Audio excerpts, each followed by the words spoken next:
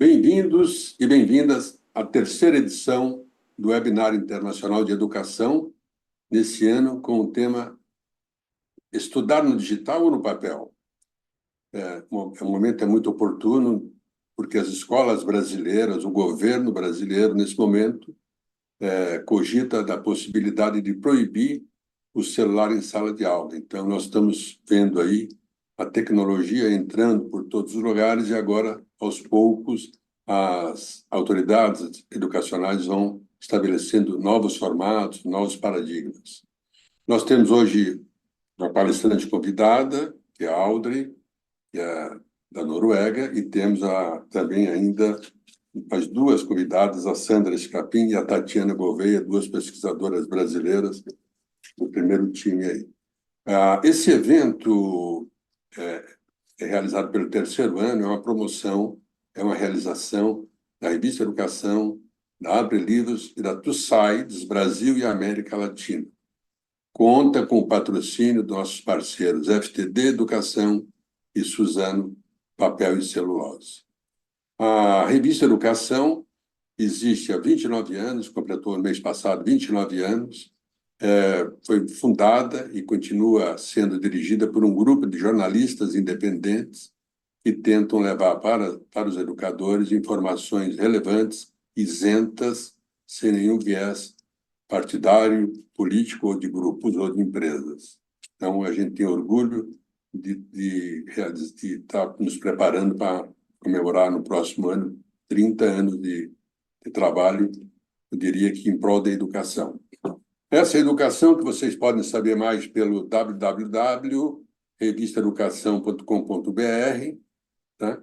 E ali vocês têm, inclusive, a edição do mês é sempre aberta para que as pessoas possam tomar conhecimento. Então, para dar início nesse trabalho, eu gostaria de chamar a Renata Miller, que é a diretora executiva da Abre Livros, que passa, a partir deste ano, a ser a nossa parceira nessa realização do evento. Sempre estiveram conosco, mas era à distância, agora não. A Renata Miller está na função aí de nos ajudar a tornar esse evento cada vez mais relevante. Renata, por favor, explica para a gente um pouquinho aí o papel da Abre Livros, como é que é isso? Boa tarde, obrigada, Edmilson. Boa tarde a todos e todas. É uma alegria muito grande estar aqui, né, participando desse evento com vocês hoje. Então, gostaria de agradecer, né, de iniciar agradecendo aos correalizadores, né, que já tiveram outras edições e esse ano nos convidaram para participar junto e que para nós fez todo sentido. A Revista Educação e a Tussides Brasil, por promover, então, esse importante debate. Abre Livros, para nós, é uma honra participar de uma discussão tão relevante para o futuro da educação do Brasil, né? Abre Livros é uma entidade que reúne as principais editoras de livros e conteúdos didáticos e há mais de 30 anos trabalhamos para fortalecer as políticas de incentivo à leitura e ao aprimoramento da educação do país. Esse tema, o equilíbrio entre o impresso e o digital na aprendizagem, permeia as nossas discussões diariamente, pois acreditamos que ambos os formatos, quando usados de maneira complementar, podem transformar a educação. Observamos que o digital é uma realidade para essa geração que está em idade escolar, que passou a ter acesso a materiais didáticos com muitos recursos graças aos avanços tecnológicos. Acreditamos plenamente no convívio entre o digital e o livro impresso, dependendo do conteúdo e da faixa etária de cada estudante. É importante lembrar que a leitura em papel continua a desempenhar uma importância fundamental no desenvolvimento cognitivo e na capacidade crítica dos alunos. É sabido que o envolvimento com o livro físico, ele proporciona uma maior retenção de informação, além de oferecer uma experiência sensorial e reflexiva mais profunda. O contato com o impresso é uma ferramenta poderosa para a formação de leitores proficientes e de cidadãos mais conscientes. E pensando nesse tema, ainda em 2023, no ano passado, a Abre Livros lançou um estudo chamado Papel e Digital, pesquisa sobre a eficácia dos materiais didáticos. Essa pesquisa, inclusive, está disponível no nosso site, para quem tiver curiosidade, né, quiser ter acesso. Ela foi publicada originalmente pela Associação Internacional de Editores, o IPA, em conjunto com a Associação Norueguesa de Editores, né? E a Abril Livros fez uma versão traduzida e interpretada também dessa pesquisa aqui no Brasil. Isso para demonstrar que é uma discussão recorrente no nosso universo aqui, né? Na nossa busca por políticas que contemplem os estudantes nesse melhor uso de cada formato, né? Então, discutir como otimizar essas ferramentas para melhorar o processo de aprendizagem é fundamental. Tenho certeza de que as reflexões trazidas aqui pelos especialistas presentes serão de grande valor para os educadores, gestores, ajudando a mudar as práticas mais eficazes na sala de aula. Então, eu agradeço, Edmilson, a todos vocês e que tenhamos um excelente evento. Obrigado, Renata, pelo esclarecimento aí. Acho que todo mundo, então, entendeu o papel da Abre Livros nessa questão do livro didático, né, nesse grande programa brasileiro, talvez o maior programa de distribuição de livros do mundo, que é o PNLD. Eu vou chamar agora a Two Sides Brasil, na verdade, tudo começou com ela, né? Ela que propôs e ela que está à frente conosco desse evento internacional pelo terceiro ano. E eu vou chamar, então, o meu amigo Fábio Mortari, que é o presidente da Two Sides Brasil e América Latina. Fábio, por favor. Obrigado, Edmilson. Muito bem-vindas, muito bem-vindos todos. Desde o lançamento do primeiro e-book, há cerca de 50 anos, e agora com a inteligência artificial, as tecnologias digitais vêm avançando e se somando aos materiais didáticos tradicionais. No entanto, até hoje, há muitos questionamentos sobre o lugar dessas inovações, que lugar essas inovações devem ter na sala de aula. É um pouco do que a Renata falou agora. É natural que seja assim. A comunicação digital é muito recente quando comparado com os mais de 2.000 anos da existência do papel. Por outro lado, os livros impressos e cadernos continuam sendo indispensáveis para uma educação de qualidade. Integrar da melhor maneira o tradicional e o inovador deve ser uma preocupação dos educadores, tendo como objetivo a melhoria permanente do processo de ensino e aprendizagem. Fundada em 2008, Two Sides é uma iniciativa global, sem fins lucrativos, que divulga os atributos únicos, sustentáveis e atraentes do papel e das embalagens de papel, bem como esclarece equívocos comuns sobre seus impactos ambientais. Two Sides é uma colaboração de empresas de base florestal, celulose, papel, embalagens, gráficas, editoras, jornais e revistas e opera na Europa, nas Américas do Norte e do Sul, na África do Sul e também na Austrália e na Nova Zelândia. Papel, cartão e papelão são recicláveis, biodegradáveis e provêm de florestas cultivadas. Bom evento. Obrigado, Fábio. Obrigado aí pelo esclarecimento, obrigado pela parceria. Lembrar a todos os participantes que os certificados serão enviados pelo e-mail da inscrição. Então, vocês receberão imediatamente isso aí. Bom, a primeira palestra ela vai ser de uma professora, uma pesquisadora da Noruega. Eu acho que o momento é muito oportuno, porque a Noruega tem há 10 anos um acordo com o Brasil na área de educação, no ensino superior, e no mês passado esteve no Brasil uma comitiva de 30 pessoas de educação da Noruega. À frente dela estava o ministro de Pesquisa e Ensino Superior da Noruega, na verdade, tratar da renovação desse contrato, desse acordo com o Brasil. Para vocês terem uma ideia, esse país aí, 5 milhões de habitantes, lá no norte do planeta, já financiou 73 projetos nos 10 anos do acordo. Então, é muito importante o papel deles, essa parceria é legal. Está aqui a nossa convidada, Audrey van der Meer, é muito legal e muito oportuno. E ela vai falar um tema que intuitivamente, às vezes as pessoas até sabem, mas ela vai falar isso agora com dados científicos. Por que nos lembramos melhor das coisas quando as escrevemos à mão? A palestrante Audrey van der Meer é pesquisadora e professora de neuropsicologia na Universidade Norueguesa de Ciência e Tecnologia. É mestre pela Universidade Livre de Amsterdã e doutora pela Universidade de Edimburgo, Escócia, e é co-diretora do Laboratório de Neurociência do Desenvolvimento, onde investiga o cérebro humano, seus mecanismos de aprendizagem e de aquisição de habilidades. Ela participou da série documental da Netflix, Bebês em Foco. A Audrey vai ter uma transmissão, vai ter uma tradução simultânea. Então, nós vamos ouvir a voz da Cecília, que estará traduzindo a Audrey. Audrey, bem-vinda, a palavra é sua.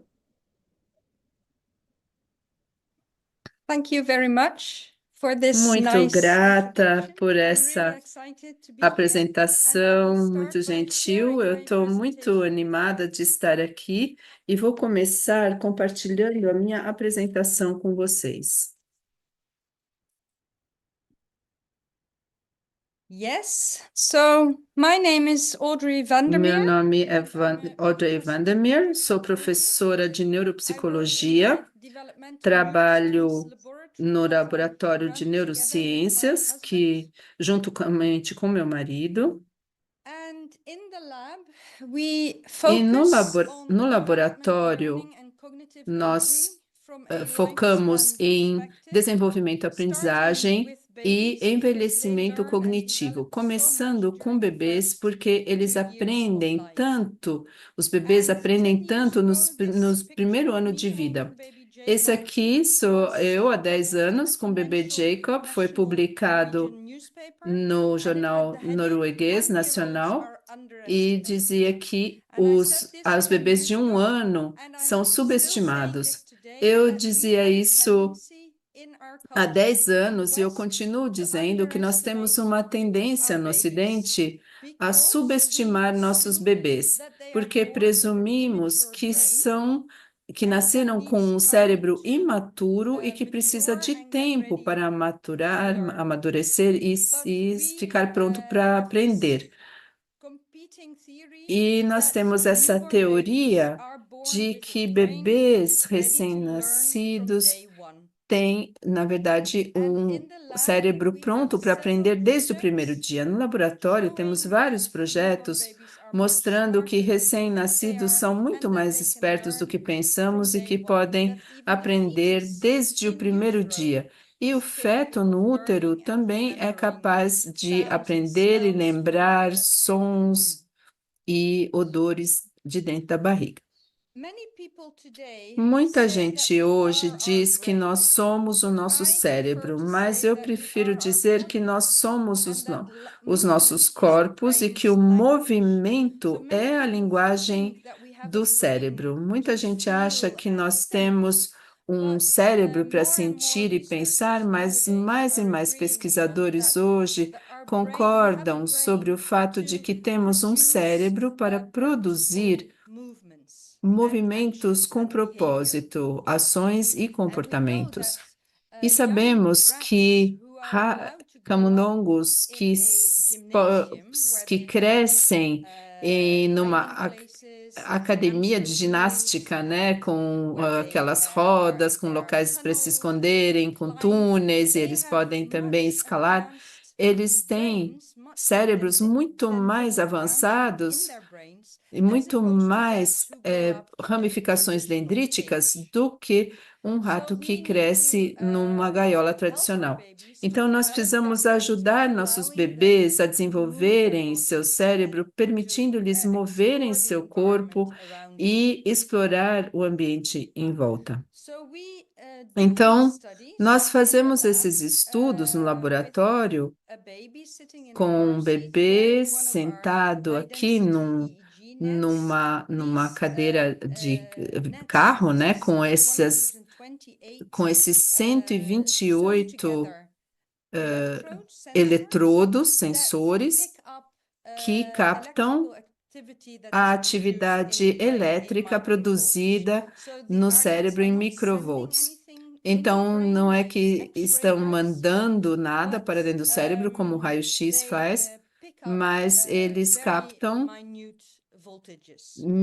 diminutas voltagens. E em frente ao bebê, nós temos uma grande tela onde produzimos vários estímulos em movimento e procuramos mapear o cérebro do bebê com esse EEG de alta densidade e à direita um outro sistema que se chama FNIRS, é a espectroscopia próxima ao infravermelho funcional, que funciona de um pouco diferente e também estamos usando em nossos experimentos.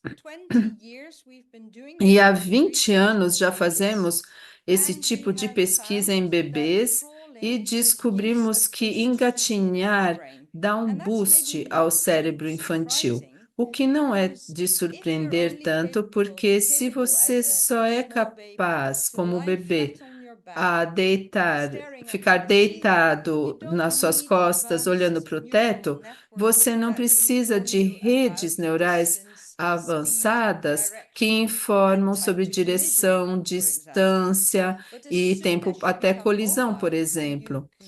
Mas assim que você se torna móvel e começa a engatinhar, então captar esse tipo de informação é muito importante para poder se movimentar rápido de maneira eficiente.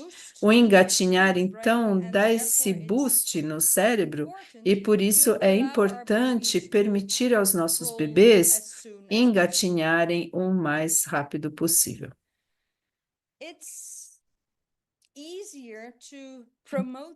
É mais fácil promover o aprendizado e prevenir problemas quando a criança ainda é pequena.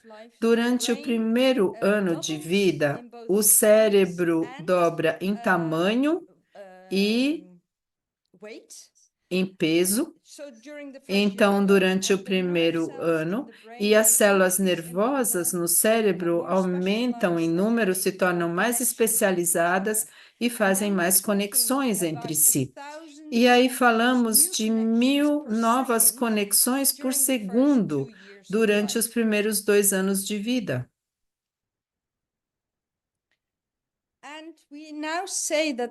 E agora dizemos que os primeiros 1000 dias de vida formam a base para a infraestrutura do cérebro. Então, o cérebro em desenvolvimento é muito plástico, capaz de se ajustar às circunstâncias à sua volta, e os cérebros de crianças entre 0 a 3 anos mostram enorme plasticidade. O cérebro humano permanece com essa plasticidade durante toda a sua vida, mas entre 0 e 3 anos é quando há mais plasticidade. Então, dá para imaginar o cérebro de uma criança consistindo de redes que parecem, então, caminhos um pouco fracos na floresta, e através das experiências do mundo externo e receber várias experiências, vai transformar esses caminhos na floresta em rodovias que transportam eficientemente conhecimento e experiências. Mas não é só uma questão de fazer o máximo possível de redes neurais durante os primeiros anos, porque como um sistema rodoviário, você precisa manter essas redes neurais, porque é o princípio de use ou perca. Então, as redes que não são usadas irão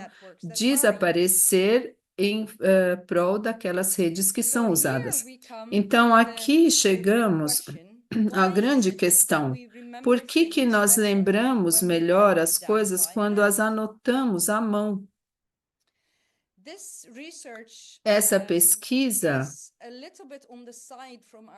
é um pouco assim colateral à nossa pesquisa em bebês, mas baseada nos mesmos princípios sobre a plasticidade, o funcionamento do cérebro e como você precisa usar, senão você perde as capacidades.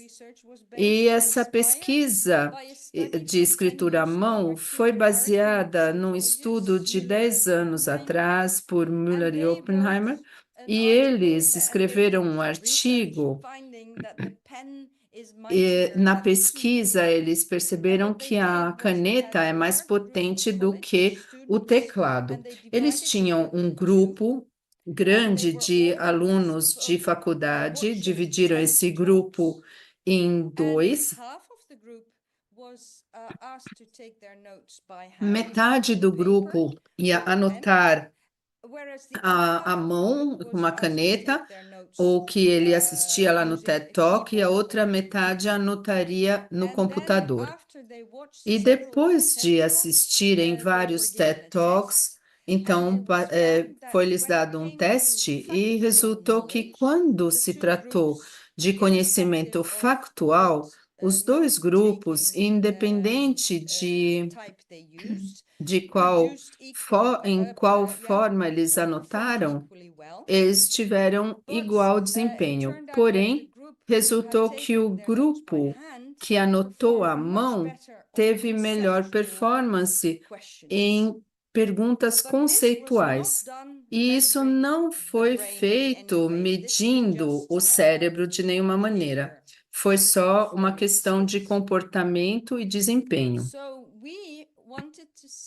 Então, nós quisemos ver como o cérebro funciona enquanto se escrevia à mão versus escrever no teclado. E desde 2017, produzimos 3 estudos diferentes e nós estamos colaborando com vários grupos pelo mundo interessados na nossa pesquisa e que nos subsidiam de alguma forma. Então, quando na sala de aula escrever à mão, desenhar ou escrever no teclado, o que é o melhor para o aprendizado? Essa é a grande pergunta. E como resultado do aumento da digitalização na sociedade atual, essa pergunta é muito oportuna. Precisamos descobrir como o cérebro funciona durante essas duas maneiras de tomar nota, e é o que temos feito nos últimos 8 anos. Enquanto os alunos estão com esses eletrodos na cabeça e nós conseguimos medir os seus cérebros, como funcionam, foi pedido aos alunos escreverem um trabalho com uma caneta digital num iPad ou numa tela de toque. Foi-lhes pedido descrever a palavra escrevendo à mão, ou foi-lhes pedido para desenhar a palavra, como no jogo Pictionary. 3 anos depois, incluímos um grupo de crianças e foi-lhes pedido desenhar palavras ou escrever em letra cursiva. No estudo de 2020, foi por primeira vez que estudamos escrita à mão. Nós presumimos antes que os mecanismos subjacentes a desenhar e escrever à mão eram os mesmos, e em 2020 confirmamos que realmente é o caso. Então, o que nós encontramos foi que, quando nós comparamos a digitação com a escrita à mão, enquanto se escreve à mão, todo o cérebro fica ativo, enquanto que durante a escrita, ou durante o escrever no teclado, pouca atividade acontece. Então, escrevendo à mão, você usa seus sentidos, suas habilidades motoras finas, enquanto que digitando são movimentos de dedos similares que são os mesmos para cada letra. Então, com o cérebro, nós percebemos que quando o cérebro inteiro está ativo, o cérebro precisa comunicar-se entre as diferentes partes que estão ativas. E o cérebro faz isso através de oscilações neuronais no domínio da frequência no tempo, e em vermelho encontramos essas áreas ativas comparadas a quando se digita, que são significativamente mais ativas nas frequências inferiores e de maneira sincronizada. Esse tipo de oscilação de baixa frequência nas áreas do cérebro, na parte de trás, onde está o córtex visual e onde está o córtex parietal, e a parte central do cérebro, onde acontece a integração sensório-motora, onde está o córtex motor, nós encontramos essas áreas ativas nessas frequências de uma forma sincronizada em vermelha, significando que o cérebro está em um estado receptivo para aprender e lembrar. Sabemos disso a partir da nossa própria pesquisa, bem como outras existentes. Então, usar uma caneta para escrever ou desenhar fornece mais ganchos para o cérebro aprender e lembrar depois. Em 2024, em janeiro desse ano, publicamos o nosso terceiro artigo sobre conectividade do cérebro, em que estudamos as redes funcionais no cérebro. E aqui vocês podem ver essas redes, e aí podemos estudar as medidas da rede em termos de hubs, nós, né? O hub como um grande aeroporto, onde há muita comunicação e atividade ocorrendo. Os nós são um aeroporto regional menor, e as quinas, né, que seria a força delas, diz quão fortes são as redes. Aqui encontramos que durante a escrita à mão existe uma atividade neural funcional que parece uma festa no cérebro, com todas essas conexões, mas só para a escrita à mão. A mesma análise com a digitação não apresenta essas redes funcionais. Esse trabalho mais recente recebeu muita atenção da mídia, foi publicado no Economist, na National Geographic, na Scientific American e no PubMed,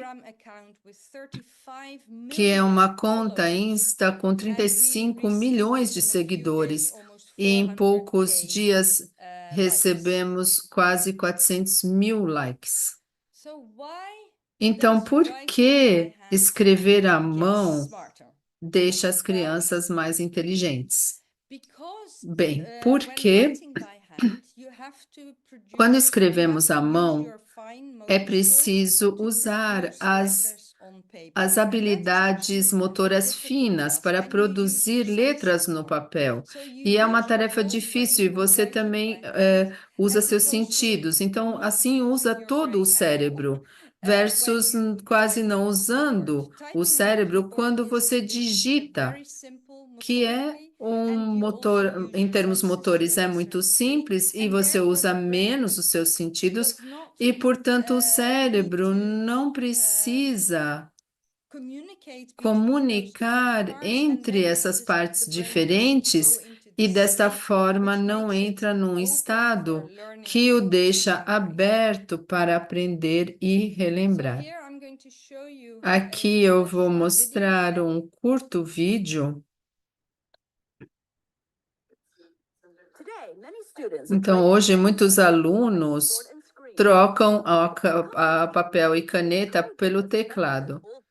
Agora, será que digitar é tão eficaz quanto escrever? Pode consumir mais tempo, mas novo estudo mostra que escrever à mão beneficia versus o computador. Então, usamos tecnologia EEG para ver a atividade cerebral dos alunos.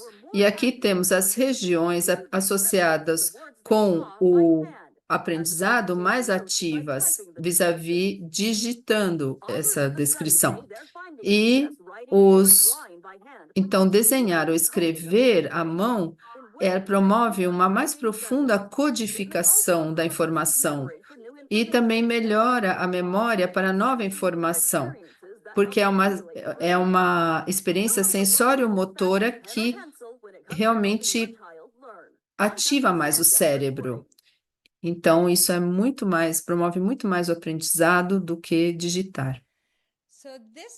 Então, isso me traz para essa tendência na Europa toda, no momento em que se tem as escolas completamente digitais aparecendo como cogumelos que estão deixando de ter a escrita à mão. Então, milhares de crianças de 6 anos recebem um iPad ou uma tela de toque no seu primeiro dia de escola e precisam aprender, ler, escrever e contar nesse tablet. Então, trabalham o dia inteiro no tablet, daí levam para casa para fazer lição e depois deve sobrar algum tempo para ainda jogar algum jogo em tela. Então, essas crianças tão pequenas gastam muito tempo da sua vida por trás de uma tela. E como resultado, elas não recebem nenhuma instrução sobre como escrever à mão, basicamente. E eu penso que isso é uma pena, realmente. Primeiro, porque escrever à mão é um tão bom estímulo para o cérebro, e também porque eu sinto profundamente que a capacidade de escrever à mão e desenhar são realmente parte da nossa herança cultural. E eu sinto que no futuro, a próxima geração de crianças deve ser capaz de escrever uma lista de mercado à mão, um poema ou até uma carta de amor. E se a gente não ensina as crianças a escreverem à mão, nós não as estimulamos como deveriam ser, né, em termos do cérebro, e tampouco serão capazes de fazerem isso. Então, nós perdemos uma grande parte do que significa ser humano. Então, baseado em nossa pesquisa, nesse estudo de 2020, testamos crianças de 12 anos e nós demandamos diretrizes nacionais para assegurar que as crianças recebam um mínimo de ensino de escrita à mão. E a discussão tem sido de que é tão difícil para as crianças produzirem uma carta à mão, começar numa tela vai facilitar a se expressarem de forma escrita. Só que eu acho que dessa forma a gente joga fora o bebê junto com a água do banho, já que o estímulo ao cérebro é tão bom, nós devemos continuar a ensinar as crianças a escreverem à mão. E, de fato, com base nesse artigo de 2020, 20 estados nos Estados Unidos reintroduziram o ensino da escrita à mão em seu currículo de escola primária. Em 2020, também foi publicado um livro em norueguês que se chama As Cobaias Digitais, que é um escritor que é pai de 3 crianças e ele também é um arquiteto, e ele se pergunta se hoje as crianças precisam realmente de mais competência digital, ou é o caso de que eles já têm necessidades de outras capacidades complementares, como se especializarem, se concentrarem por mais longos períodos de tempo. E eu super concordo. Ele diz que nós estamos fazendo um experimento com a próxima geração e não sabemos realmente quais as consequências de parar de ensinar as nossas crianças a escrever à mão. Na Escandinávia, atualmente está ocorrendo uma grande discussão sobre diferentes estratégias de digitalização, e em maio do ano passado, o governo sueco cancelou o plano de digitalização proposto para focar mais em livros impressos em papel e caneta. E, especialmente quando se lê grandes textos, você aprende mais e você lembra mais quando você lê num livro impresso. Na Noruega, isso aqui sou eu dando uma apresentação para o Comitê de Uso de Tela na Noruega, e eles também têm uma proposta para a estratégia de digitalização em novembro desse ano, mas é improvável que eles avancem tanto quanto avançaram na Suécia. Então, nós precisamos realmente de pesquisa baseada em evidências, tanto dos efeitos positivos quanto negativos das tecnologias digitais para aprendizado, concentração e criatividade. Também na Noruega, no currículo,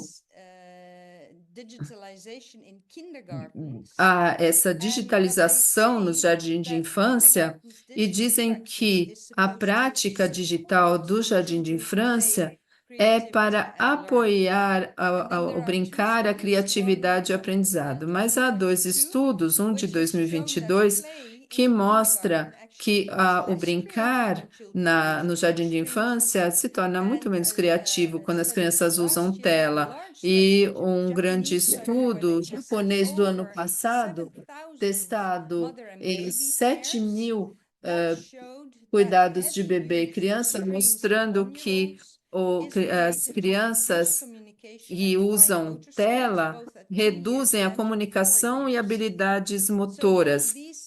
Então, aos 2 anos, esses estudos precoces mostram resultados de introduzir a tela de toque e tecnologia digital no jardim de infância.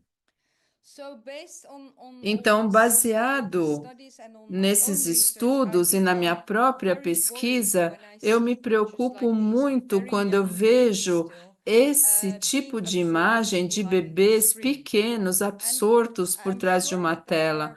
Tenho certeza que há bons apps de aprendizado, até para bebês que ensinam crianças sobre cores, números e assim por diante. Eu não estou preocupada com o que eles fazem quando sentados por trás da tela, mas preocupada com tudo o que perdem. Crianças pequenas, abaixo de 3 anos, não deveriam estar sentadas quietinhas por trás de uma tela. Eles deveriam estar fora, usando seus corpos e todos os seus sentidos para tocar, ver, sentir, e cheirar o mundo externo em todas as situações, dentro e fora, porque eles têm tanto para aprender e eles precisam usar seus corpos e todos os seus sentidos para aprenderem sobre o mundo.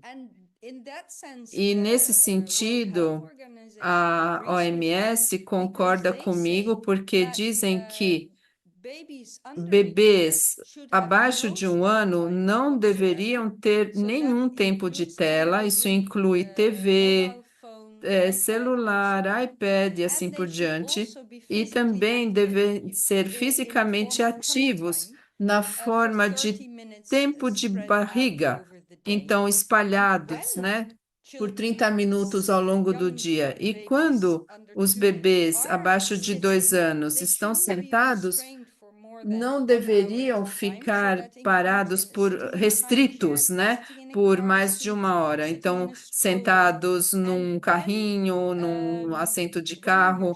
E quando você está sentado, tente sentá-lo no chão e deixar a criança se mover livremente no chão. E engaje-se em leitura para o bebê e contar histórias para ele. E meu último slide é esse. Não tem app para substituir o seu colo.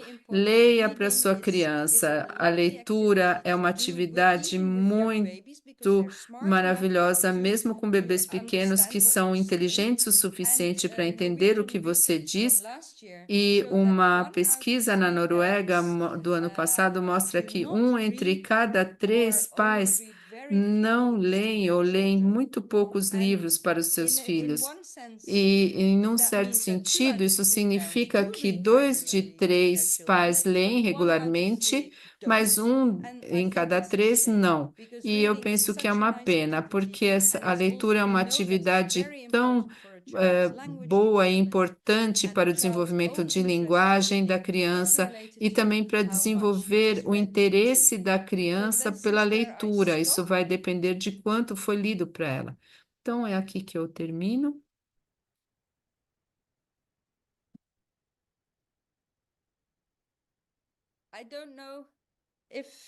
Eu não sei se há tempo para perguntas, provavelmente não. Our time is finished. Thank you. Audrey? Então, nosso tempo acabou. Thank you very much, Audrey. It was fantastic. Muito grato, Audrey. Foi Bem, vamos fantástico. continuar então, depois desse... Tem até algumas perguntas, mas nosso horário Tem que ligar já sua câmera. extrapolou um Desculpe pouco. A interromper. gente vai continuar Sua com, câmera. com a nossa... Vamos continuar com a nossas palestras. Muito legal a palestra da Audrey. Audrey, parabéns, foi realmente brilhante, informações científicas que comprovam aí o que já se diz há algum tempo. Muito bom. Nosso próximo palestrante é a Sandra Scapin. A Sandra é pedagoga, especialista em docência do ensino superior pela PUC São Paulo, 40 anos de experiência em docência e coordenação pedagógica, especialista em liderança, gestão de pessoas, metodologias ativas, avaliação, competências socioemocionais e relação escola-família. Articulista e coautora do livro Sala de Aula, um espaço em construção. É cofundadora do Núcleo de Formação de Educadores Educatuar. Então, do impresso ao digital, o equilíbrio em prol da aprendizagem é o que a Sandra vai nos fazer aí. Sandra, bem-vinda, obrigado pela sua presença e o tempo é seu. Obrigada, Edmilson. Boa tarde a todos. Um grande prazer estar aqui com vocês nessa tarde, final de tarde, início de noite, né, de aprendizagens, de reflexões e de novas intuições que vão chegando para que a gente possa redimensionar o trabalho de sala de aula. Quando eu fui convidada para esse momento aqui, eu fiquei pensando na importância de nós refletirmos a respeito da validade, né, dos diferentes recursos. E aí, a palavra que, de fato, me representa nessa reflexão é justamente pensar no equilíbrio que a gente precisa estabelecer entre o uso do digital e o uso do impresso. E a Audrey trouxe para a gente já, né, uma série de reflexões muito importantes, nos mostrando o quanto a gente precisa, sim, estar atualizado em termos das inovações, mas sem deixar de lado aquilo que a tradição na educação torna também importante e dá um significado maior à aprendizagem. Eu costumo dizer que todas as nossas escolhas pedagógicas, elas precisam estar amparadas na nossa intencionalidade pedagógica e elas precisam também ter clareza dos objetivos de aprendizagem que nós precisamos desenvolver.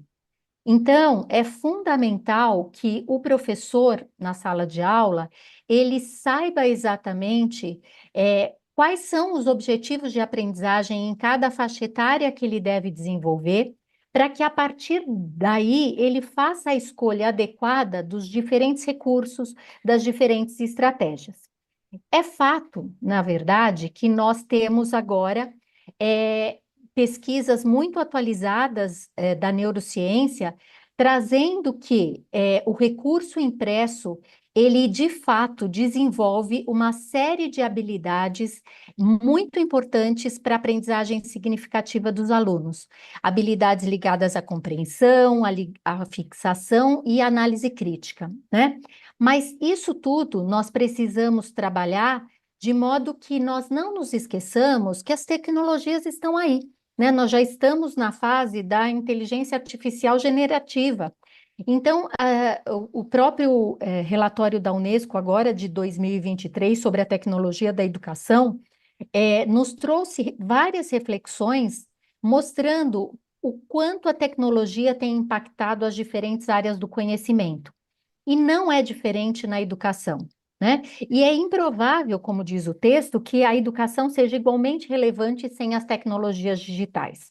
No entanto, embora nós precisemos preparar nossos adolescentes e nossos jovens, não só para o desempenho acadêmico adequado, mas também para o desempenho profissional, e claro que com isso a gente precisa do uso do recurso de tecnologia, é muito importante que a gente faça uso de recursos diferenciados para que a gente possa desenvolver diferentes habilidades e competências nos nossos alunos. E essa experiência, né, de 40 anos na escola tem me mostrado que este é o melhor caminho, não é? Que a gente tenha a clareza de objetivos de aprendizagem e a partir desta clareza de objetivos de aprendizagem, a gente possa usar os diferentes recursos, sejam eles digitais ou analógicos, para favorecer, de fato, uma efetiva aprendizagem dos nossos alunos. E aí, pensando nisso, né, eu trouxe aqui algumas questões dos impactos positivos que o uso do impresso traz para a aprendizagem. Como a Audrey já colocou, existem muitos estudos, um deles da Universidade de Valência, que eu trago aqui no meu primeiro item, que fala sobre a importância de nós trazermos o papel para a sala de aula, tanto o livro para a leitura, quanto o caderno para o registro, né? Porque ele se mostra de fato mais eficaz para o desenvolvimento da compreensão mais aprofundada de conceitos. E por que que isso acontece, né? Por conta justamente de ele garantir uma leitura e uma produção de registros com uma maior concentração. A gente bem sabe que muitas vezes, quando nós estamos com o nosso celular fazendo uma leitura, por exemplo, chegam notificações diversas e nós acabamos desviando a nossa atenção da nossa leitura, né? Estamos aqui diante de um notebook que abre em várias janelas e, de repente, a gente acaba disperso. Então, esses estudos têm reforçado que o papel ajuda no maior foco de atenção, na maior concentração e desenvolve uma compreensão mais segura dos conceitos. Um segundo aspecto que valoriza o uso da leitura impressa é o fato de favorecer a retenção mais profunda de conhecimento do que a leitura digital, porque a leitura digital ela tende a ser um pouco mais superficial, né? Na Universidade de Washington, uma pesquisadora, a doutora Naomi Baron, ela realmente identificou, analisando o desempenho de diferentes alunos, que a leitura no papel ela é mais profunda do que a leitura no digital, e isso não significa que a gente não possa fazer a leitura também no digital, mesmo ela trazendo uma certa superficialidade. Nós poderemos, juntamente com outros recursos, favorecer uma leitura no ambiente digital, nas plataformas, com mais atenção, que eu vou falar um pouquinho disso daqui a pouco, tá? Também na Universidade de Valência, foi observado nas pesquisas realizadas que a superioridade do uso do papel ela fica ainda mais evidente em relação à compreensão e ao desempenho acadêmico com crianças e adolescentes até 20 anos de idade. E por que isso, né? A gente já sabe que o desenvolvimento do córtex pré-frontal, ele é a última parte do cérebro a ser desenvolvida e ocorre lá por volta dos 23 a 25 anos. E é justamente nessa parte que se desenvolvem as funções executivas, né? A capacidade de concentração, de atenção, de autogestão, a capacidade de fazer escolhas mais assertivas. Então, evidentemente, que se eu estou em mãos com um recurso que ele gera uma leitura mais superficial, ou ele tem um risco de nós termos mais distratores, né, que me dispersam, que tiram o meu foco de atenção, então é evidente que o impacto no desempenho acadêmico também será prejudicado, né? E a gente também não pode esquecer de que o livro impresso, ele também facilita a navegação, né? O quão gostoso é a gente ter a possibilidade de folhear as páginas de um livro, de sublinhar, de fazer comentários, né? De localizar e destacar, tardeando passagens importantes, porque tudo isso são recursos que nós usamos para facilitar uma revisão de conhecimento e que favorece uma maior fixação. É evidente que hoje nós também usamos, né, o Kindle, por exemplo, e que nos permite targear partes bastante importantes da leitura, mas a questão do despertar para as questões sensoriais, como até já foi dito no nosso primeiro momento, é fundamental para favorecer uma aprendizagem mais efetiva e mais aprofundada da leitura, né? Bom, além da leitura no material impresso, favorecer a concentração, a memória, a atenção, a fixação, ela também possibilita, justamente pelo fato de nós desenvolvermos uma maior atenção, uma maior concentração, ela favorece o desenvolvimento de habilidades muito importantes para a vida, que são a leitura crítica, né? E é o despertar do aluno para uma percepção de ideias que vão além da compreensão. Ideias que são interpretadas e que nós podemos descobrir mensagens nas entrelinhas do nosso texto. E tudo isso favorece de uma maneira muito significativa o desenvolvimento cognitivo, que, como já foi dito, é um desenvolvimento que acontece ao longo de toda a vida e também precisa ser muito estimulado para que a gente possa atuar dentro de sala de aula de modo a desenvolver habilidades fundamentais, né? Tanto aquelas que são previstas na nossa BNCC, como a capacidade de argumentar, o pensamento crítico, a criatividade e outras tantas habilidades que serão extremamente importantes, não só para o desenvolvimento acadêmico, mas para o desenvolvimento profissional. Pensando nisso, o papel ele acaba também sendo visto de uma maneira muito positiva no desenvolvimento dessas tarefas cognitivas, porque ele ajuda no desenvolvimento da argumentação, que é uma das habilidades essenciais, né, que nós devemos desenvolver ao longo da vida, e ele também favorece uma certa empatia com o material lido. Empatia eu quero dizer no sentido de quantas vezes nós estamos lendo uma obra e nós nos sentimos dentro daquele contexto, nos identificamos com as características dos personagens, né, daquela obra. Então, isso gera uma capacidade de desenvolvimento da empatia na medida que o leitor ele consegue se colocar no lugar do outro também, no lugar do personagem, tá? Bom, além dessas questões, digamos, das habilidades do pensamento, do desenvolvimento dessas habilidades do pensamento, o contato da criança e do adolescente com o livro impresso, ele também oferece e desenvolve a capacidade do desenvolvimento de pistas sensoriais e motoras, né? Então, o quanto é gostoso a gente permitir que desde criança os pequenos possam segurar o livro, folhear, sentir o peso do livro. Muitas vezes a gente tem livros que envolvem uma interação da criança, né? Então, estimulando também os outros sentidos. E tudo isso, como também foi colocado no nosso primeiro momento, ativa simultaneamente várias áreas do cérebro. E isso estimula o processamento cognitivo e facilita de forma muito mais significativa a aprendizagem e uma aprendizagem que seja muito mais eficaz para o desenvolvimento integral do aluno. A gente sabe, né, que desde que a tecnologia se tornou um carro-chefe, digamos assim, na nossa sociedade e de forma muito significativa se tornou uma inovação importante nas escolas, muitos países e muitas escolas investiram maciçamente no uso de recursos digitais.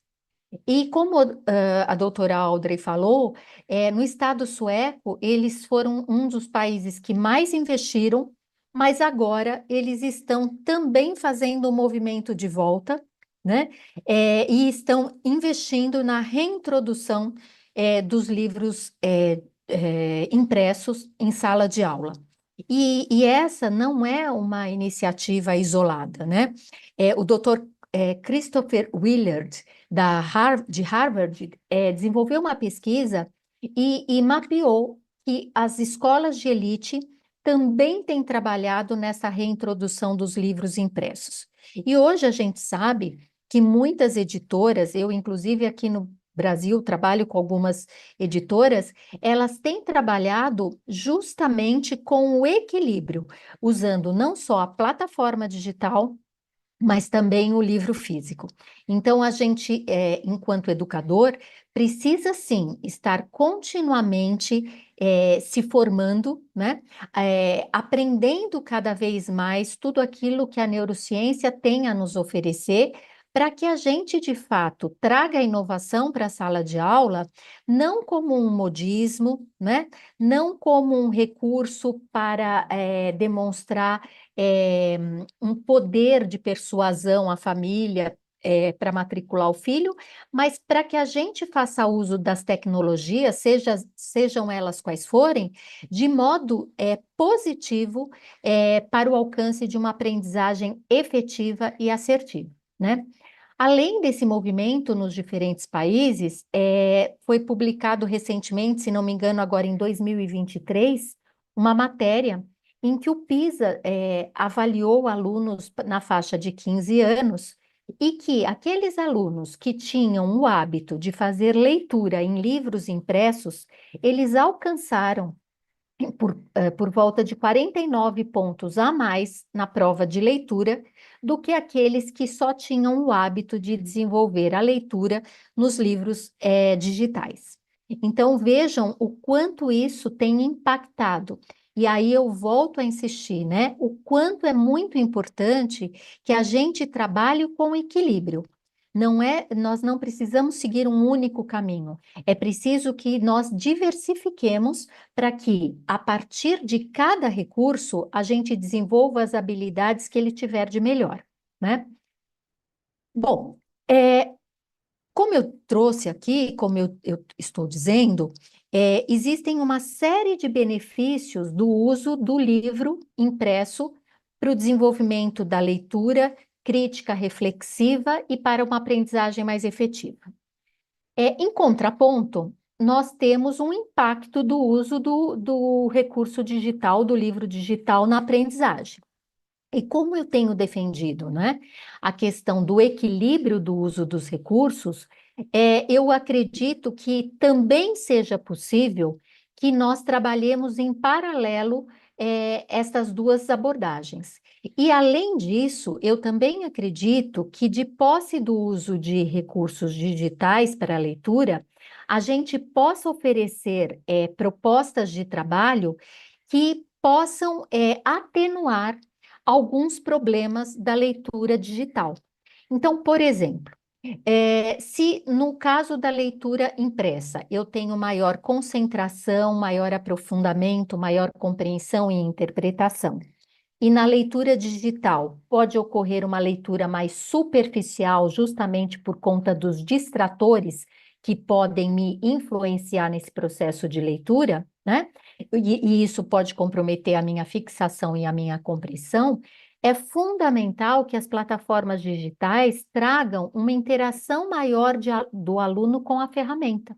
Então, é muito importante que, na proposta de leitura da ferramenta, que esteja na ferramenta digital, que aqueles idealizadores desse trabalho façam com que o aluno tenha que interagir com esse texto de diferentes maneiras, para que eles foquem a atenção naquilo que seja o mais importante a ser desenvolvido. Uma outra questão importante, que é uma característica da leitura digital, é aquela nossa tendência a passar os olhos, né, na leitura. Vamos subindo, vamos lá passando o dedo, às vezes até antecipando o que imaginamos que vem ali pela frente, né? Ao invés de termos uma leitura mais concentrada. Então, uma alternativa para evitar essa tendência seria que as plataformas ou que o próprio professor oferecesse um roteiro prévio em que, a partir daí, o aluno vai interagir de uma forma mais efetiva com a leitura e vai focar em aspectos mais relevantes. Um terceiro aspecto bastante importante é a questão da percepção do desenvolvimento dos circuitos cerebrais, né? A leitura digital, ela pode afetar esses circuitos cerebrais, comprometendo a capacidade de compreensão para informações e conceitos mais complexos. Então, é muito importante que, nas propostas que vierem a partir daquela leitura, o aluno ele seja convidado a desenvolver habilidades de levantamento de hipóteses, de estabelecer relação, estabelecer comparações, tecer conclusões a partir daquilo que ele leu, que são habilidades mais reflexivas, né? E que são importantes que sejam desenvolvidas, porque, como nós todos sabemos, a leitura e a interpretação não é inata. É possível que nós possamos desenvolvê-la. E, para desenvolver, é preciso que o professor ofereça ferramentas orais ou escritas para que o aluno seja levado ao desenvolvimento dessas novas habilidades, né? E a gente também não pode esquecer que o impacto do digital nas nossas vidas acabou gerando uma impaciência cognitiva, né? Que significa justamente essa nossa diminuição de capacidade de concentração e de uma leitura mais aprofundada e crítica, né? Então, nesse sentido, é muito importante que as propostas de interpretação desses textos, elas tragam um olhar do aluno para a identificação das emoções que são inerentes àquela cena, para que ele reconheça sutilezas, algumas ironias que são presentes no texto e que, se ele só estiver fazendo uma leitura a partir de uma passada de olho, pode ser que isso comprometa o desenvolvimento dessas habilidades que também serão fundamentais para a vida.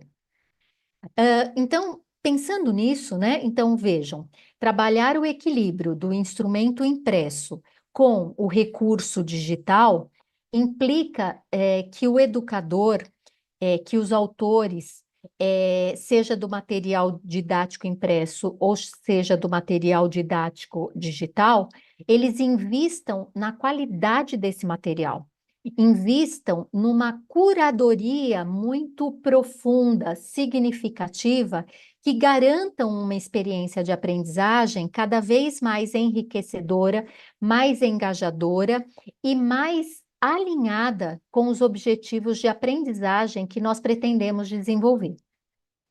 A gente não pode esquecer também, em relação a isso, que nós, quando falamos do impresso, nós não podemos apenas considerar a questão da leitura. Nós também precisamos considerar a questão da escrita, né? E é muito importante que nós valorizemos, sim, a escrita com a mão, né? A escrita que no caderno, a escrita no papel, porque assim como o processo de leitura no impresso, ela favorece o desenvolvimento da fixação do conhecimento, né? Tanto quando nós escrevemos, quando nós transcrevemos, a gente precisa trabalhar com a organização das ideias, com a síntese dos pensamentos, e isso ajuda na memorização, na fixação e no melhor entendimento. E esse é um exercício que nós precisamos fazer desde as séries iniciais da educação básica até as séries finais. Por quê? Porque quando nós estamos nas séries iniciais, o caderno acaba sendo uma transcrição da lousa, do quadro branco do professor, porque o aluno ainda não consegue selecionar aquilo que é fundamental, aquilo que é mais importante para ele anotar. À medida que ele vai crescendo e que ele vai aprendendo estas pistas que o professor oferece, ele vai desenvolvendo uma certa autonomia para que, ao final da escolaridade básica, ele já tenha uma autonomia, que ele já saiba selecionar e organizar o seu pensamento de uma maneira clara, de uma maneira lógica, e aqui o registro no impresso passe a se tornar para ele um aporte, um suporte de revisão, de retomada de conhecimento. Então, além da fixação, ele ajuda, o registro no papel ajuda na organização do pensamento, porque ele faz com que o indivíduo reconheça o que ele aprendeu ou o que ele ouviu num determinado momento e ele possa se aprofundar posteriormente, além de facilitar, né, o processo de revisão dos conteúdos trabalhados, né, e favorecer uma reflexão maior sobre aquilo que foi trabalhado em médio e longo prazo. Além disso, favorecer também o trabalho de escrita no caderno, de escrita com a mão no caderno, desenvolve o raciocínio crítico, né? Aumenta a nossa capacidade de análise, de síntese, trabalha também com a questão do foco e da concentração, né? Por quê? Porque também, assim como na leitura, o uso de dispositivos digitais, ele pode ter distratores que impeçam, né, a gente de focar aquilo que a gente está fazendo, e ele também ajuda, né, no decorrer da escolaridade, aí especialmente quando ele consegue ser mais autônomo no desenvolvimento dos seus registros, ele consegue desenvolver uma personalização do aprendizado. Por quê? Porque ele vai adquirindo habilidades para fazer o registro daquilo que é mais importante. É claro que aqui eu quero destacar também que a gente não pode esquecer que o recurso digital, quando eu falo em personalização, o recurso digital ele é um excelente recurso também para personalizar o ensino. Então, como eu disse, tanto o recurso digital como o recurso impresso, eles têm seus benefícios, eles têm suas dificuldades, mas se usados de uma maneira apropriada, de uma maneira reflexiva e alinhada com os objetivos de aprendizagem, ambos trarão benefícios muito significativos para o aluno nas diferentes faixas etárias.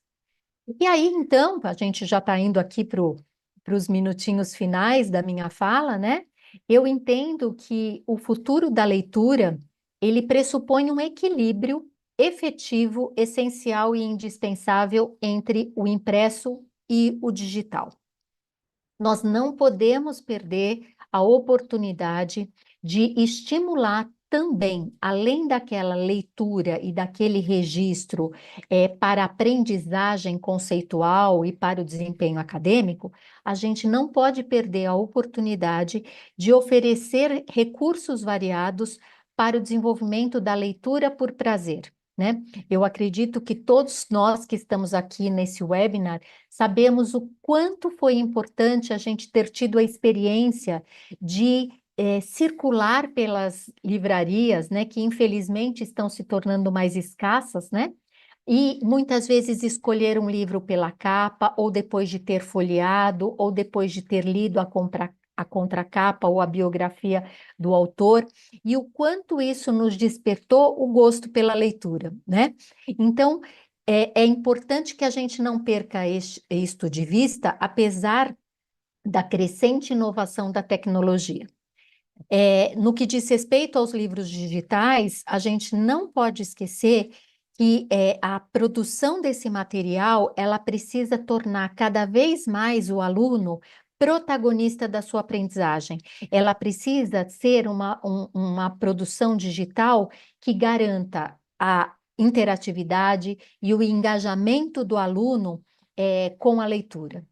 É preciso também, paralelamente a esse investimento no processo de leitura e de registros, que a escola e a família favoreçam muito o desenvolvimento da concentração e da atenção das nossas crianças e dos nossos adolescentes. É preciso que nós possamos calibrar o tempo de tela das crianças e dos adolescentes, não só considerando que a escola precisará usar as telas também, e aí, portanto, é preciso calibrar esse tempo de tela nas redes sociais, em momentos de lazer, e é preciso fazer com que a gente garanta que os nossos filhos, sejam crianças, adolescentes e os nossos alunos, eles se aprofundem nas suas leituras, nos diferentes recursos, para que eles tirem o maior proveito, né, dessas aprendizagens. Então, a palavra de ordem que eu considero fundamental é o equilíbrio e a flexibilidade, né, no uso de diferentes recursos, porque só assim a gente vai ter um trabalho educativo, né, que faz a transição do impresso para o digital e vice-versa de uma maneira equilibrada, de uma maneira eficiente e de forma que esta abordagem híbrida ela possa atender os diferentes perfis de aprendizagem, ela possa estar a serviço de uma personalização de aprendizagem, né? De modo que a gente possa desenvolver, sim, cada vez mais uma capacidade de leitura crítica, reflexiva e que favoreça, né? Na verdade, um desenvolvimento na aprendizagem global do indivíduo que faça com que ele saiba, né, desde a escola até a vida profissional, a utilizar-se de diferentes recursos, não é, para que ele possa aprender mais e melhor a cada dia. Então, fica aqui o meu recado. Eu espero que vocês possam, a partir dessas reflexões, analisar a prática de vocês de sala de aula, né? E trazer, sim, sempre esse equilíbrio e essa riqueza de recursos para que os nossos alunos tenham a cada dia mais fontes de conhecimentos significativos para o seu desenvolvimento. Era isso, então. Sandra, muito obrigado pelas suas palavras. Muito legal. Eu acho que o que você colocou é que a gente já nota na sociedade, de modo geral, a tecnologia avança, mas algumas áreas começam a refluir um pouco. O ensino superior, o presencial hoje foi introduzido no ensino presencial alguns momentos digitais, à distância, pouco, E o próprio digital exclusivamente, o EAD, também está sofrendo uma série de alterações na busca desse equilíbrio que você também colocou aí em diversos exemplos. Eu acho que o que vai prevalecer é o híbrido mesmo. Obrigado, Sandra, né, Obrigada. pela sua presença. Lembrar a todos que nós vamos agora partir para a última parte do nosso evento. Este é um webinar internacional de educação, promovido pela Revista Educação, do SAIDS Brasil e América Latina e Abre Livros. E agora nós vamos, não esquecendo dos nossos parceiros FTD Educação, Suzano Papel e Celulose, que estão nos apoiando e até patrocinando. A última palestra vai ficar com a Tatiana Gouveia, coordenadora da Faculdade de Pedagogia do Instituto Singularidades e do Laboratório Maker de Formação de Professores. Organizadora da revista acadêmica Invenções Pedagógicas, doutora em Inovação Educacional pela FE-USP, pós-doutora pelo Instituto de Estudos Avançados sobre Inteligência Artificial na Educação. É coautora do livro Inteligência Genuinamente Humana, e a Tatiana Gouveia vai falar Inteligência Humana entre o Orgânico e o Artificial.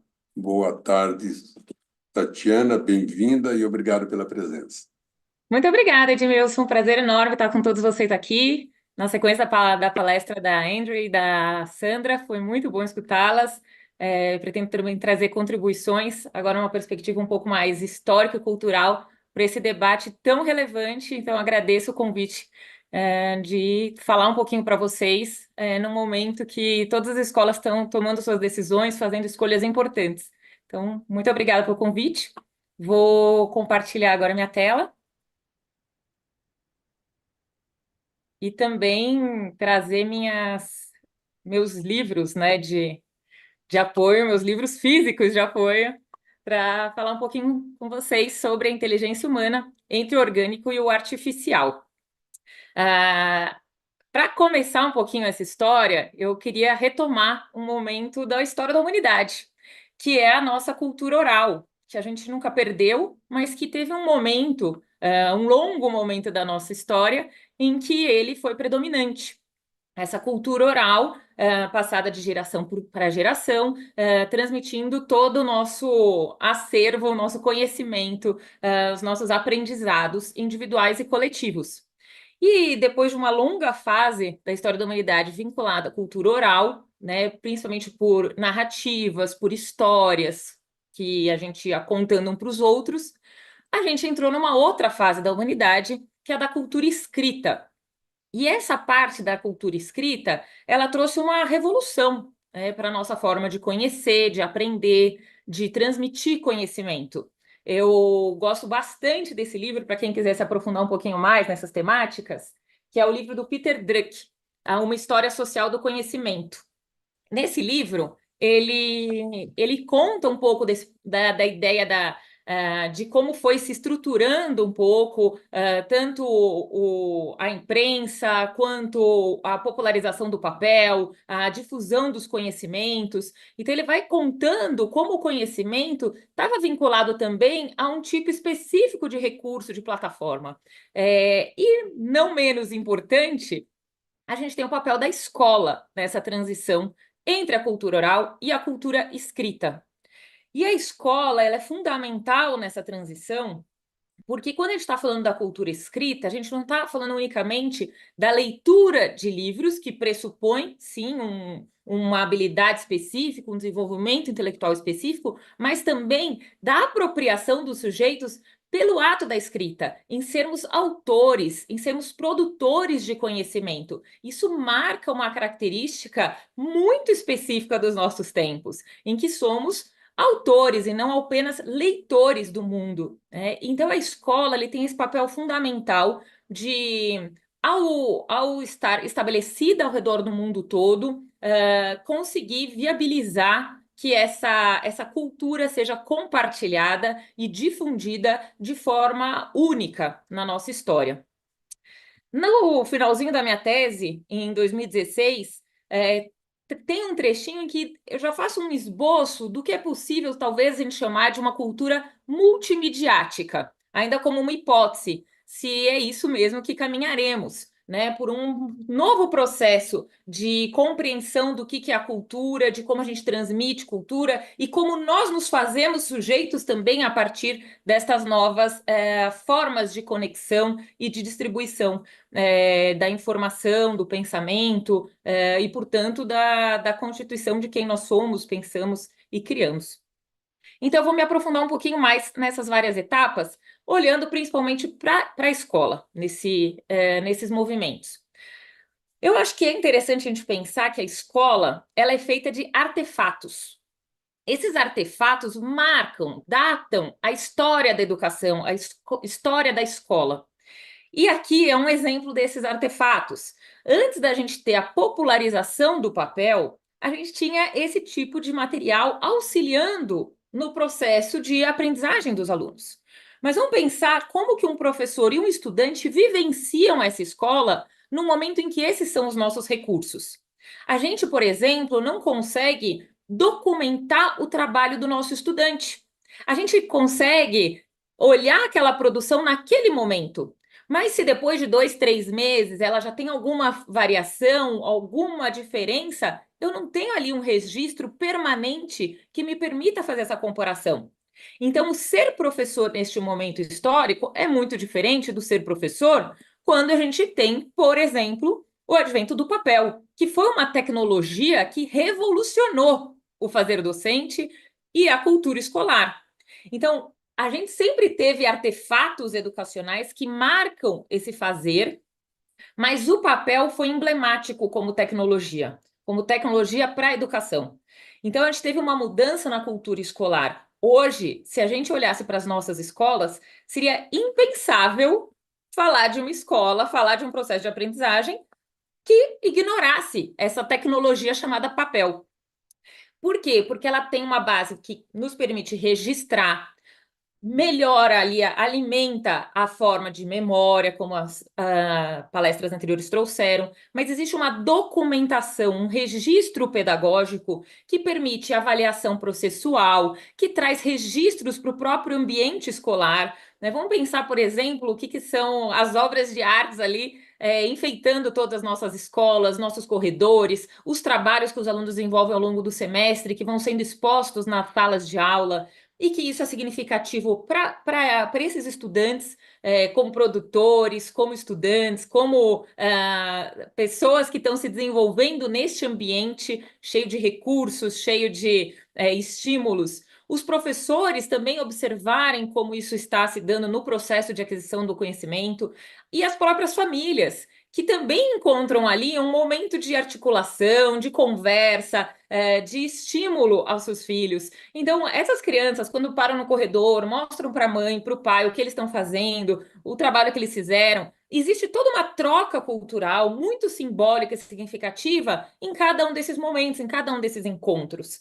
Então, hoje, a cultura escolar é uma cultura muito fundada nessa tecnologia chamada papel.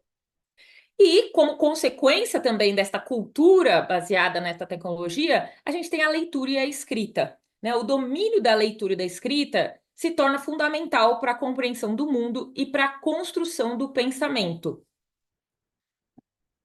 E quando a gente fala numa abordagem mais integral de desenvolvimento, prevista inclusive na própria BNCC, a gente vai entender essa corporeidade marcando todo o processo de desenvolvimento infantil e juvenil, né? E ao longo de toda a nossa vida, o desenvolvimento a partir do corpo, pelo corpo, faz parte do processo de aprendizagem. Acho que a primeira palestra da Andrew, ela deixou isso muito claro, como que os bebês precisam dessa interação física com o mundo para estimular o próprio cérebro. O pensamento não está alheio, o cérebro não é parte fora do corpo, né? Ele é integrado ao corpo. Então, quando a gente fala na corporeidade, na educação, eu acho que na infância tem algo muito significativo, que é o fato dos bebês se desenvolverem a partir do corpo, em interação com o mundo. É esse movimento do encontro ao mundo que gera o processo de aquisição do conhecimento e, portanto, seu próprio desenvolvimento físico, psíquico, emocional. Mas eu destacaria também a corporeidade para os adolescentes. É uma época da vida muito específica, que traz um salto de desenvolvimento tanto físico quanto psíquico, e que tem características muito próprias da sociabilidade, essa construção dos vínculos afetivos, das relações interpessoais, e que, infelizmente, quando a gente olha para o mundo contemporâneo e interação com as redes sociais em especial, tem tido um grande impacto negativo nessa sociabilidade. Acho que esse livro tem ficado muito conhecido também, A Geração Ansiosa, e que nesse livro ele traz um pouco mais de detalhes do impacto das redes sociais, do impacto do mundo digital como um todo no desenvolvimento desses jovens, né? Dessas crianças que passaram pelo processo de advento tecnológico, de grandes avanços tecnológicos, como os smartphones, e que fizeram o seu primeiro desenvolvimento, a sua pré-adolescência nesse momento histórico, e que hoje são considerados, então, dessa geração ansiosa. Então, o autor ele vai detalhando como a sociabilidade, como os encontros reais, os vínculos afetivos estão sendo drasticamente prejudicados por uma mudança nessa relação, antes física, antes direta, nas escolas, nos clubes, nas ruas, nos espaços coletivos, nos espaços públicos, por interações virtuais. Então, acho que também é uma leitura que vale muito a pena para essas nossas discussões entre o digital e as nossas outras tecnologias de interação social e de aquisição de aprendizado e de conhecimentos. Uma outra reflexão que eu acho que vale a pena quando a gente fala do desenvolvimento integral é a questão da própria construção da mente. Tem um livro clássico, né, já do Vygotsky, que é o Pensamento e Linguagem, que ele vai expor quanto que o nosso pensamento, e agora a neurociência poderia falar do próprio cérebro, né, as nossas próprias conexões físicas dentro do cérebro, acontecem a partir da linguagem. Então, como se dá essa linguagem, o tipo de comunicação que a gente tem, que é quase um tecido invisível que nos conecta, né? Nos conecta com os nossos pares, mas com toda a cultura que nos rodeia. Essa linguagem, ela estrutura o nosso próprio pensamento, e que agora a gente observa que, portanto, estrutura também o nosso cérebro fisicamente. Então, quando a gente fala da linguagem, acho que a professora Sandra trouxe muito bem, né? Tem alguns estudos que já nos mostram que a linguagem dos livros ou da linguagem das redes sociais, ou linguagens mesmo mais corriqueiras que acontecem no mundo digital, elas são muito diferentes.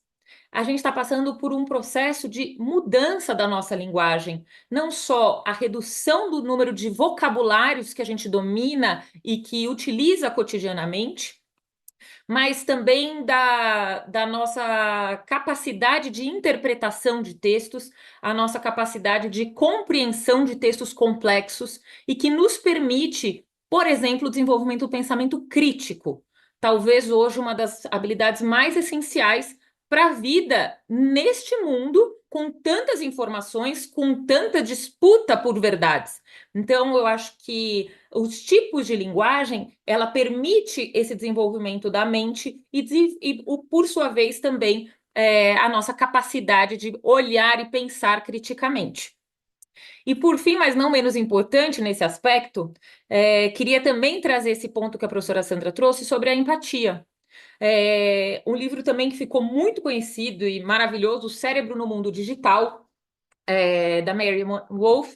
Ela traz essa perspectiva da leitura profunda que se dá no livro impresso. O livro impresso, ele possui um tipo, né, de página, de interação física, que também nos dá um conforto e um distanciamento para que essa leitura mais espaçada, mais tranquila, se conecte com as nossas memórias, com os nossos pensamentos e reflexões mais profundos.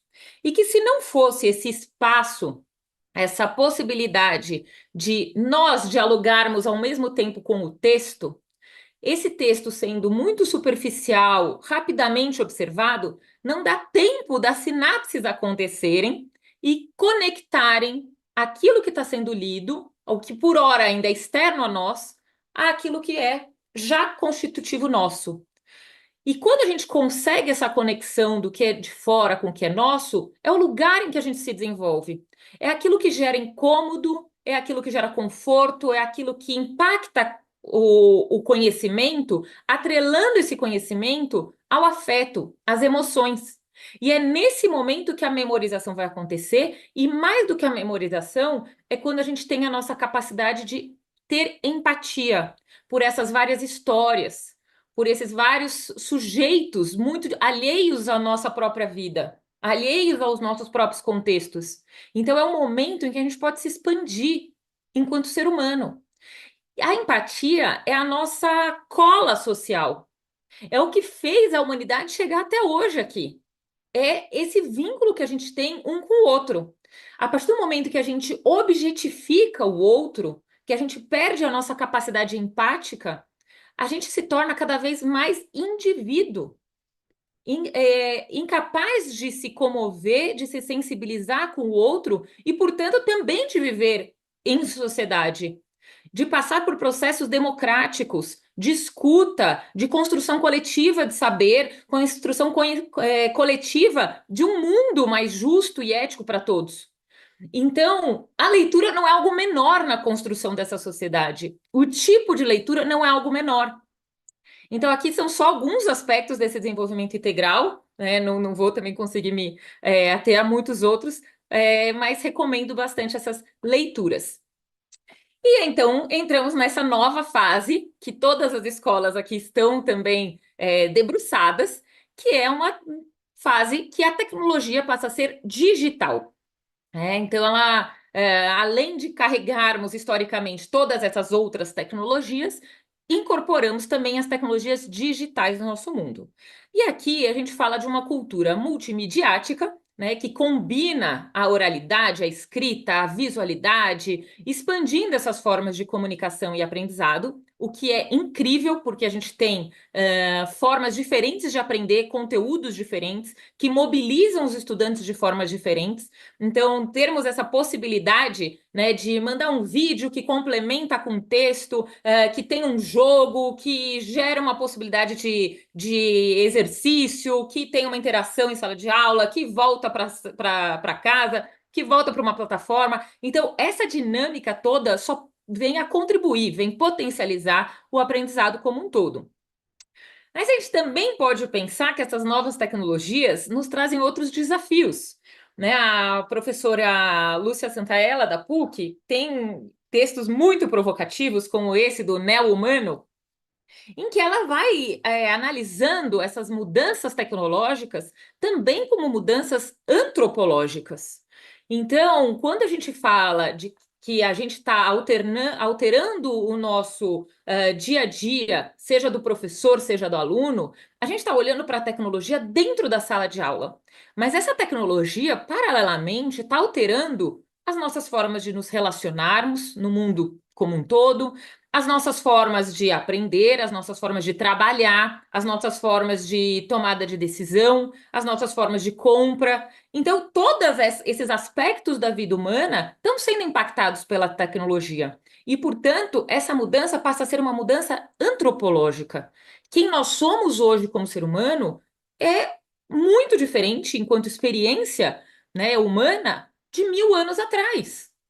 Ou mesmo de 300 anos atrás, quando a gente for pensar no nosso cotidiano, né? Então, essas mudanças tecnológicas, elas trazem uma outra camada de análise para quem trabalha com educação, que não é apenas qual aplicativo ou recurso usar em sala de aula, mas qual é a educação que faz sentido para um mundo tecnológico e para um mundo que tem os desafios que tem de sociabilidade, de trabalho, de interação, de construção coletiva, deste planeta, né? Pensando inclusive nisso, que isso é um planeta, que nós somos parte desse planeta e que parte dessa tecnologia hoje tem um consumo energético que não comporta. Hoje, a gente não tem como sustentar os tipos de tecnologia que a gente está desenvolvendo. A inteligência artificial, por exemplo, tem um consumo energético altíssimo e que a gente já está num limite planetário que não vai dar para a gente simplesmente ampliar esses gastos energéticos. A gente tem que criar outra lógica de produção de energia para sustentar esse desenvolvimento tecnológico. Então, isso tudo traz um desafio para a educação, que é pensar para além da sala de aula. Qual educação faz sentido para esse mundo? E para esse mundo em que os alunos já vivem, já convivem, já são, e também para o que eles virão a atuar como profissionais daqui 20, 30 anos. Né? Quais são essas competências, quais são essas atividades que eles vão desenvolver nesses momentos das vidas dessas pessoas? Então, acho que, né, de forma resumida, essa mudança de uma cultura oral, escrita, e agora para uma incorporação de tecnologia digital, ela é uma mudança da cultura escolar, e que muito bem apresenta também a professora Carlota Boto nesse outro livro aqui, Cultura Digital e Educação, em que ela mostra isso, como as escolas estão mudando o seu fazer docente, essa perspectiva de trabalho, de interação com os alunos. Então, aquela pequena lousa usada pelos estudantes ali para treinar caligrafia e fazer alguns pequenos exercícios, mudamos, então, para o papel. Algumas vezes agora estamos no tablet, estamos na interação com computadores, com smartphones, né? E essa interface toda gera uma mudança na cultura escolar, no fazer cotidiano das suas escolas, a forma com que a gente organiza os espaços, os nossos tempos, as nossas carteiras, a relação com o professor, com o tutor, com os colegas. Tudo isso está passando por transformações. E o nosso fazer docente se encontra em xeque, se encontra em desafio, porque tradicionalmente a gente foi educado por um tipo, né, específico de fazer docente, de interação em sala de aula. E agora a gente está se deparando com um momento histórico diferente daquele que a gente foi enquanto estudante. Então, como ser professor no mundo atual? Como trazer essas novas tecnologias sem que a gente também perca aquilo que foi essencial para nos trazer até aqui? Por exemplo, a empatia. Por exemplo, o pensamento complexo, a leitura profunda. Então, eu acho que fazer essas incorporações, em parte, são testes, são tentativas de alguns professores que vão compartilhando seus saberes, até que isso se torne mais naturalizado, mais seguro de fazer esse movimento, mas também essas pesquisas, como as que a gente tem trazido aqui nesse webinar, né, que são pesquisas que ajudam muito o professor a tomar suas decisões, as escolas a tomarem as suas decisões. Então, essa apresentação, por exemplo, eu fiz junto com uma plataforma chamada Gama. Essa plataforma chamada Gama, ela gera imagens por inteligência artificial. E isso me ajudou muito, porque eu sempre gastava muito tempo fazendo curadoria de imagem. Eu quero uma imagem para ilustrar aquilo, essa outra para ilustrar outra. E ali eu só escrevia os prompts e as imagens iam surgindo. Eu ia fazendo adaptações dos prompts e as imagens iam surgindo. Então, para mim, foi uma tecnologia que me ajudou a construir uma apresentação que transmite melhor o meu pensamento, ou seja, potencializa o meu fazer docente. Mas outras tecnologias, ao contrário, prejudicam o fazer docente. Eu até costumo falar com os meus alunos dessas disciplinas de tecnologia, eu falo, tem soluções tecnológicas que parecem avanços tecnológicos, mas são retrocessos pedagógicos. Por quê? Porque colocam o aluno, colocam o professor em posições que são do século passado, que a gente, do ponto de vista da pedagogia, já ultrapassou. Já estamos com outras concepções sobre o processo de aprendizagem.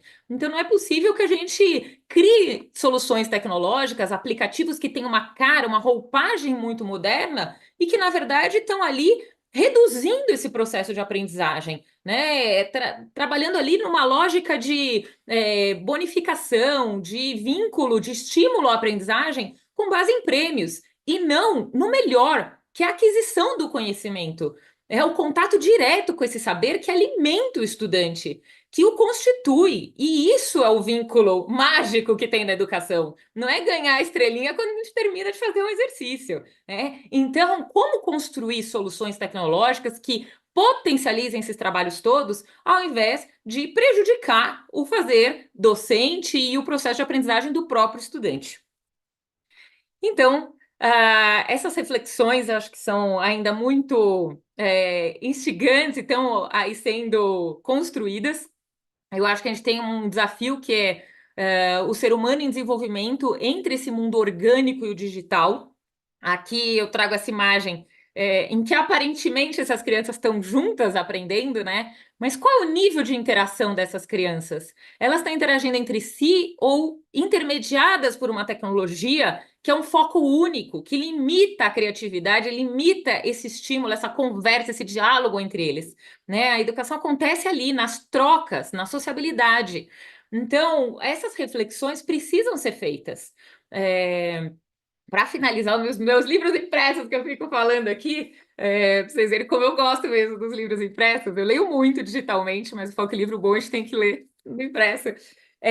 Do Maturana, Árvore do Conhecimento, ele traz um pouco essa perspectiva, como nós, seres da natureza, e outras espécies também, tem naturalmente este estímulo por aprender, por buscar o conhecimento, por se desenvolver. É natural, é biológico da nossa parte esse processo de desenvolvimento. O inverso que é pouco natural, né? O não aprender, a apatia, o não desenvolvimento, que é o antinatural, né? Nós, enquanto espécie, a gente é ávido por se adaptar, por entender o nosso contexto, absorver o que está acontecendo ao nosso redor e ir criando soluções a partir disso. E aí, culturalmente, a gente criou ali uma outra camada diferente da natureza pré-humana, e que a gente trouxe uma camada de complexidade. E agora, no mundo digital, a gente traz mais uma nova camada, porque a gente abre mão da nossa corporeidade. A gente cria uma instância de diálogo para além, né, desse livro físico, para além do nosso encontro, do encontro na sala de aula, do espaço físico da escola. Então, esses temas eu acho que vão precisar ainda ser muito mais desenvolvidos. Para quê? Para que a cultura escolar, sendo parte da cultura de um povo e de um período histórico, ela tem a obrigação de dialogar com esses objetos culturais e desse momento. Ela não pode se ver alheia a essas discussões e falar, não, olha, na minha escola aqui vai ser tudo proibido, eu não falo disso, isso é lá para fora. A gente não pode se ver alheio disso. A questão é como a gente vai desenvolver isso nas nossas escolas, esse diálogo, essa interação. A gente vai trazer aplicativo em algum momento ou não? A gente vai refletir sobre esses aplicativos? A gente vai ter robôs? Qual que vai ser esse lugar de interação? Isso também é parte do projeto pedagógico da escola. Então, a escola, ela tendo um projeto pedagógico muito claro, alinhado com os seus docentes, com as famílias que pertencem a essa comunidade escolar, ela também vai ter mais clareza de como tomar essas decisões. O que faz parte ou não dessa escola, dessa comunidade, dessas crianças, do aprender destas crianças específicas desse contexto? A gente não está falando de alunos genéricos, de professores genéricos, de um território genérico. A escola é sempre localizada. Ela tem um lugar físico. Ela tem interações que são com aquelas pessoas. Então, o nível também de aquisição dessas tecnologias também tem que olhar para isso. E aqui eu trago algumas referências. Esse aqui é um livro que eu coordenei junto com a Mari e Regina durante a pandemia, chama Inteligência Genuinamente Humana, em que a gente, olhando para a evolução da inteligência artificial na sociedade, buscamos identificar algumas competências humanas que seguirão fazendo sentido mesmo em um mundo cada vez mais de interações com a inteligência artificial. Aqui a gente fala da inteligência e dessas competências de forma geral, né? Não especificamente para quem é professor. Mas esse outro livro, do Fadel, Educação para a Era da Inteligência Artificial, já olha para as relações ligadas à educação na era da inteligência artificial. Como isso está mudando a escola, mudando esses componentes curriculares, quais são essas competências mais significativas? E aí, recentemente, a Unesco também fez esse exercício e nos trouxe 2 materiais muito valiosos, que são as competências que os alunos e que os professores devem desenvolver nesse mundo, né, de inteligência artificial. E, por fim, né, aqui para o Brasil, algo bastante significativo, que é a nossa BNCC da computação, que traz esse olhar para como a gente pode trazer a computação, a cultura digital, a inteligência artificial nas várias fases da nossa educação. E para já caminhar também para o nosso encerramento, eu queria trazer essa perspectiva do que eu acho que a escola pode ser, né, diante desse diálogo e desses desafios. Que a escola ela deve ser um lugar seguro para aprender e se apropriar da cultura digital. E ser um lugar seguro pode significar, algumas vezes, isolar esse lugar dos recursos tecnológicos de forma temporária, para introduzi-los de forma sequencial, de forma cuidadosa, de forma crítica. Aqui, trago um pouco dessa perspectiva do Maker, né, a abordagem construcionista do Papert, que fala muito desse lugar do experimentar, do fazer com as mãos, do pensar com as mãos. E aqui eu acho que, para além dessa relação que a gente viu de complementariedade entre papel, mundo digital ou qualquer outro desses recursos, eu acho que papel, papelão, os recursos, os materiais reciclados de forma geral, eles podem ser também grandes oportunidades, grandes contribuições para o aprender da cultura digital. Então, quando a gente pensa numa programação desplugada, nessas primeiras interações das crianças, principalmente das crianças pequenas, dos jovens, esse fazer, essa cultura maker, ela vai potencializar a aprendizagem digital, o pensamento da programação, o pensamento, a robótica. Então, todas essas competências podem ser desenvolvidas com outros materiais, com outros recursos, para daí sim essa introdução ao mundo digital.